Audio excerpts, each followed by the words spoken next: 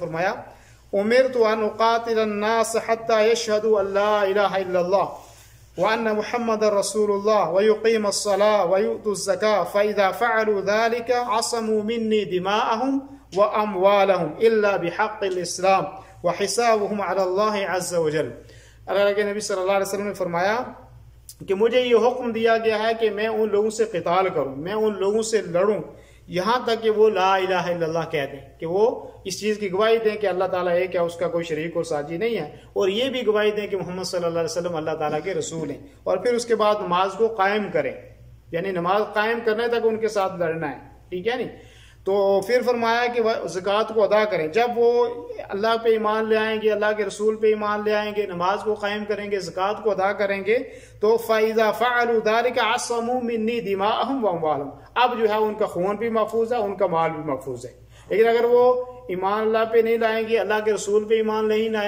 لائیں گے، نماز نہیں پڑھیں گے، زکوٰۃ نہیں دیں گے، تو ایسی صورت میں ان کے ساتھ قتال کیا جائے گا۔ تو اللہ کے نبی صلی اللہ علیہ وسلم نے جہاں کلمہ لا الہ الا اللہ پڑھنے کے لیے کہا کہ ان کے ساتھ جہاد کرو، قتال کرو، وہیں پہ اللہ کے نبی صلی اللہ علیہ وسلم نے نماز نہ پڑھنے والے کے لیے بھی قتال کا حکم دیا، وہیں اللہ کے نبی صلی اللہ علیہ وسلم نے زکوٰۃ نہ دینے والے کے لیے بھی کیا کہا؟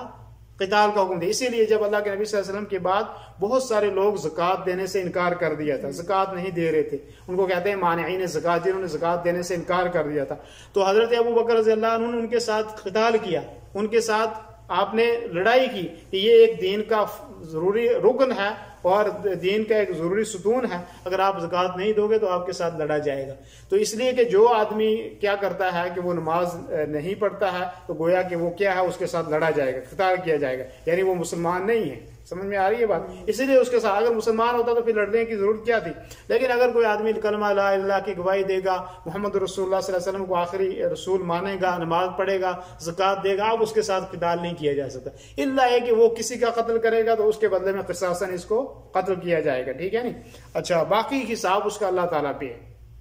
باقی اگر اس نے کوئی گناہ کیا ہے تو اللہ تعالیٰ چاہے گا تو معاف کر دے گا، اگر اللہ نہیں چاہے گا تو اس کے عذاب، اس سے سزا دے گا۔